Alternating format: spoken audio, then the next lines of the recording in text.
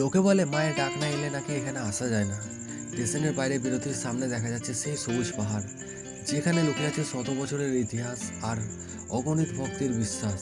Station থেকে মন্দির পর্যন্ত এই ছোট অথচ সুন্দর সফরটা আজ আপনাদের সাথে ভাগ করে নেব।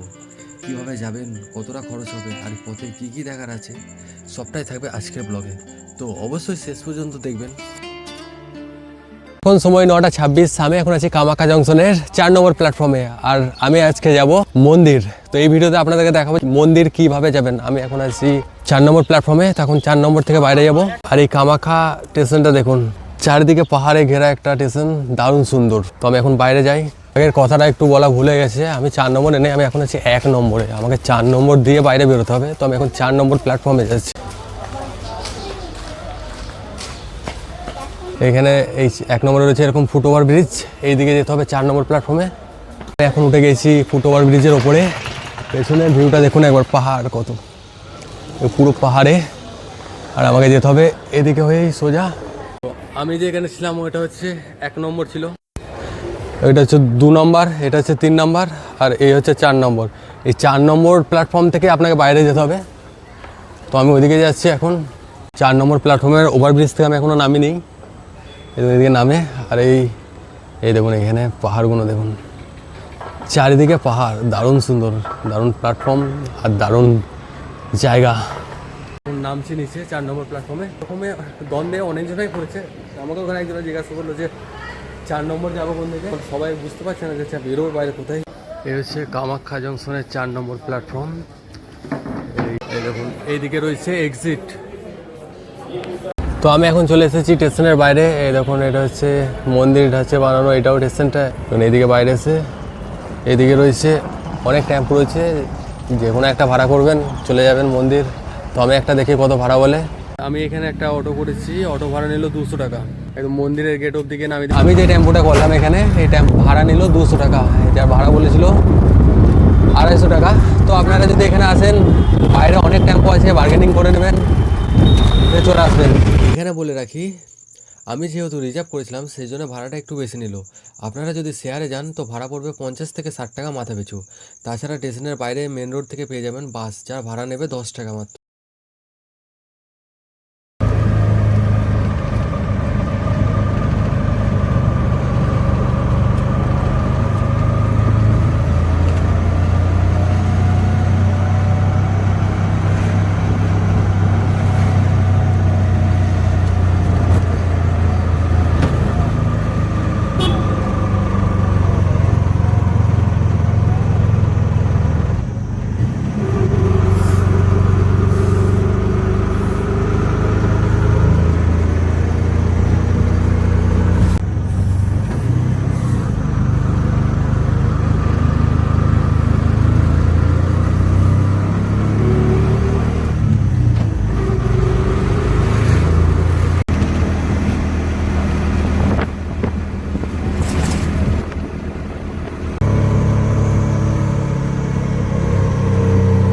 টেম্পোওয়ালা এখানে নামিয়ে দেবে। এই জায়গাটা দেখছেন, এখানে অনেক, মানে এখানে সব টেম্পোওয়ালারা এসে এখানেই নামিয়ে দেয়, গাড়ি টেম্পো সব। তো আপনাকে যেতে হবে এই সোজা। দেখলেন আমরা টেম্পো করে এলাম, টেম্পো করে কিন্তু এই পাহাড়, মানে আমরা একদম পাহাড়ের উপরে আছি, পাহাড়টা ঘুরে ঘুরে উপরে উঠালো। আর এই মন্দিরটা, এই কামাখ্যা মন্দিরটা কিন্তু এই নীলাচল পাহাড়ের উপরেই আছে। দুপাশে রয়েছে অনেক পুজো দেওয়ার সামগ্রী কেনার দোকান, শুধু এখানে না, নিচে থেকে উপর অবধি যেখানে খুশি আপনারা নিয়ে নিতে পারেন, প্রচুর দোকান। ভিড় দেখুন কত, অনেক মানুষ এসেছে, অনেক মানুষ। দুদিকে রয়েছে প্রচুর দোকান, পুজো দেওয়ার সামগ্রিক, আর প্রচুর মানুষ। ওই দেখুন সামনে দেখা যাচ্ছে মূল ফাটক, মূল গেট, তার পাশে একটু পর দেখা যাচ্ছে মূল মন্দিরের চূড়া। তো আমি এখন চলে এসেছি মূল মন্দিরের কাছে। এই দেখুন আমার পেছনে রয়েছে মূল মন্দির। মোবাইল ক্যামেরা এতটাই অ্যালাউ, এর বেশি অ্যালাউ নেই। এখান থেকেই যা দেখাতে পারবো আপনাদেরকে, আর বাকি দেখতে হলে আপনাদেরকে মন্দিরে আসতে হবে, ভেতরে গিয়ে দেখতে হবে, মানে পুজো দিতে গিয়ে। কামাখ্যা মন্দিরের ইতিহাস শুরু হয় এক আদিম পৌরাণিক কাহিনী দিয়ে। দক্ষ যজ্ঞে সতীর দেহত্যাগের পর মহাদেব যখন দেবীর মৃতদেহ নিয়ে তাণ্ডব শুরু করেন, তখন বিষ্ণুর সুদর্শন চক্রে সতীর দেহ 51টি খণ্ডে বিভক্ত হয়। জনশ্রুতি আছে যে দেবীর যোনি অংশটি এই নীলগিরি বা নীলাচল পাহাড়ের উপর পড়েছিল। সেই থেকে এই স্থানটি বিশ্বের প্রধান শক্তিপীঠ বা তন্ত্র সাধনার কেন্দ্র হিসেবে পরিচিত হয়ে ওঠে। প্রাচীনকালে এই অঞ্চলের নাম ছিল কামরূপ। মনে করা হয় কামদেব বা মদনদেব যখন মহাদেবের কোপে ভস্মীভূত হয় তখন তিনি এই তীর্থস্থানেই তপস্যা করে পুনরায় নিজের রূপ ফিরে পেয়েছিলেন। তাই এই স্থানের নাম হয় কামাখ্যা। আবার ইতিহাসের পাতায় পাওয়া যায় কামরূপের রাজা নরকাসুরের নামে, যিনি এই মন্দিরের আদি নির্মাতা হিসাবে পরিচিত। সময়ের সাথে সাথে বিদেশি আক্রমণে আদি মন্দিরটি ক্ষতিগ্রস্ত হয়েছিল, কিন্তু ১৬শ শতাব্দীতে কোচ রাজবংশের রাজা বিশ্বসিংহ এবং পরবর্তীতে তার পুত্র মহারাজা নরনারায়ণ ও বীর চিলারায় এই মন্দিরটি পুনর্গঠন করেন। বর্তমানে যে মন্দিরটি আমরা দেখি তার নীলাচল স্থাপত্য মূলত কোচ রাজাদেরই দান। এখানকার প্রতিটি পাথরের কারুকার্য আজও মধ্যযুগীয় বাংলার ও আসামের শিল্পকলার সাক্ষী দিচ্ছে। ইতিহাসের বাইরেও এই মন্দিরের আধ্যাত্মিক আকর্ষণ অমলিন। প্রতি বছর আষাঢ় মাসে যখন ব্রহ্মপুত্র নদ লাল হয়ে ওঠে তখন এখানে অম্বুবাচী মেলা পালিত হয়। বিশ্বাস করা হয় এই সময় দেবী রাজস্বলা হন। কয়েকশো বছর ধরে চলে আসা এই রীতি আজও লক্ষ লক্ষ ভক্ত আর সাধুসন্তকে এই রহস্যময় কামাখ্যা ধামে টেনে নিয়ে আসে। মন্দিরে যাওয়ার ঠিক আগেই এই জায়গাটা দেখছেন, এখানে লেখা আছে অন্ন সেবা ক্ষেত্র। এখানে দেওয়া হয় দুপুরে ভোগ, মায়ের প্রসাদ ফ্রিতে, টাকা নেওয়া হয় না। এখানে দেওয়া হয় কুপন কেটেই ভেতরে ওখানে লাইন দিতে হবে, ওখানে পেয়ে যাবেন ভোগ। গড়িতে সময় 10টার পার। আমার এখানে পেয়ে গেছে খিদে। ওইখানে একটা মিষ্টির দোকানে এসেছি, নিয়েছি দুটো পুরি আর ঘুগনি, দাম নিল 40 টাকা। খেতে ভালোই, নিরামিষ। মন্দির দেখা দর্শন সব শেষ, এরপর যাচ্ছি নিচে। হেঁটে হেঁটে যাবো নিচে। আসার সময় একটু টেম্পো করে এসেছিলাম, এখন হেঁটে হেঁটে যাবো নিচে। দেখতে দেখতে পুরো ভিউ পয়েন্ট আছে অনেকগুলো, সেগুলো আপনাদেরকে দেখাবো আর আমিও দেখবো। সেগুলো দেখতে দেখতে যাবো। দেখুন, এটা হচ্ছে মন্দির যাওয়ার রাস্তা।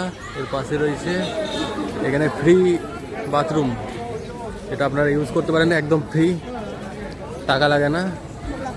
সময় 12টা 8। যত বেলা বাড়ছে তত ভিড় বাড়ছে। এখানে এসেছিলাম আমি টেম্পো করে, কিন্তু এবারে যাবো হেঁটে, মানে যতটা পারি হেঁটে যাব। কিছু ভিউ পয়েন্ট আছে সেগুলো দেখবো আর আপনাদেরকেও দেখাবো।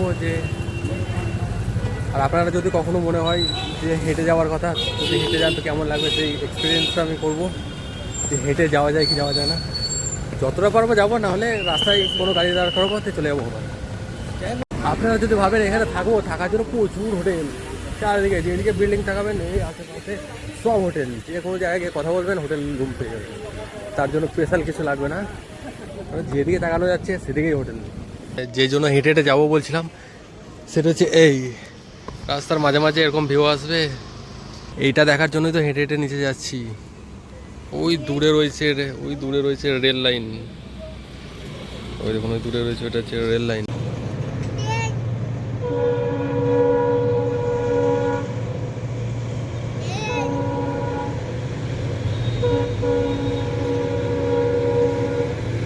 ভিউ, ওই ভিউ দেখতে দেখতে হেঁটে নেমে পড়বো নিচে।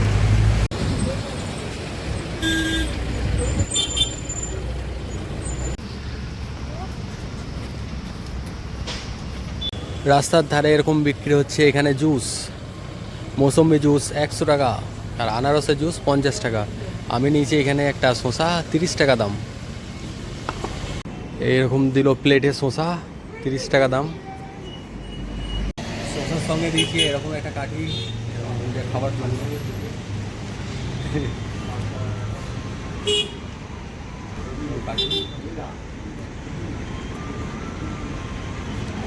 গরম পড়ে গেছে, তাই শসা ভালোই লাগছে আমাদের। রাস্তার ধারে কিন্তু দামটা একটু বেশি, এটাই না, বাকি সব ঠিকই আছে। আমি এখানে যেখানে দাঁড়িয়ে আছি এটা হচ্ছে একটা ভিউ পয়েন্ট, সত্যিই দারুণ ভিউ। নিচে রয়েছে হাইওয়ে, গাড়ি যাচ্ছে, ওর পাশেই রয়েছে রেল লাইন। আপনাদেরকে দেখালাম। এখন ভিউ পয়েন্টে ভিউ দেখা শেষ, এরপর নামতে হবে নিচে। তো নিচে যাচ্ছে এখন হেঁটে হেঁটে। সবই ঠিক হলো, শুধু আমার একটা জিনিসে খারাপ হয়ে গেল যে আমার মাইকটা কাজ করছে না। এই মোবাইলের মানে আমার ফোনের মাইকটাতেই কাজ চালাচ্ছি, ভালো করে আওয়াজ যাবে নাকি সেটাও বুঝতে পারছি না যে কেমন আওয়াজ যাবে। বাকি সবই ঠিক আছে, মাইকটা থাকলে আরও ভালো লাগতো।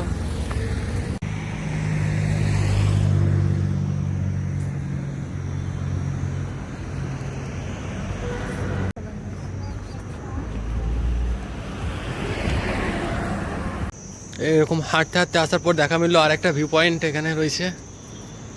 তো সেই ভিউ পয়েন্টের কী ভিউ পাওয়া যায় সেটাই দেখতে যাচ্ছি এখন। এই দেখুন, এই ভিউ পয়েন্টের এই ভিউ পাওয়া যায়। দূরে রয়েছে একটা স্টেডিয়াম,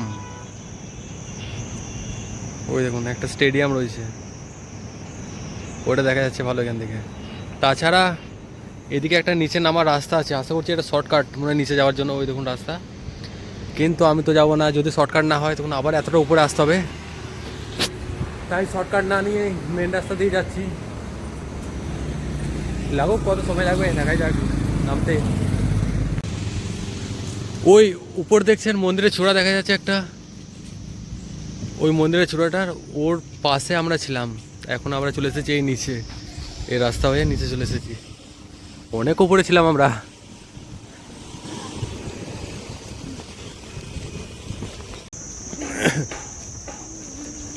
রাস্তায় রোদ আছে, ছায়া আছে, সবই আছে, রাস্তা ভালোও দেখতে লাগছে, তাই হাঁটতে অসুবিধা হচ্ছে না কিছুই।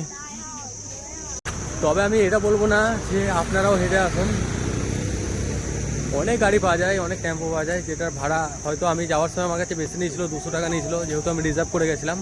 কিন্তু আসার সময় ওখান থেকে অনেক গাড়ি পেয়ে যাবেন, যা ভাড়া নেবে 20 টাকা মাথা পিছু। আর বাস আছে, বাসে যদি আসেন তো 10 টাকা মাথা পিছু। তো যাতে ইচ্ছা আপনাদের, যদি ভাবেন ভালো ভিউ দেখতে দেখতে যাবো তাহলে হেঁটে আসতে পারেন, যদি হাঁটার মতন থাকেন। আর যদি ভাবেন না আরামেই যাবো তাহলে গাড়ি করে নেবেন, চলে আসবেন, 10 টাকা 20 টাকা।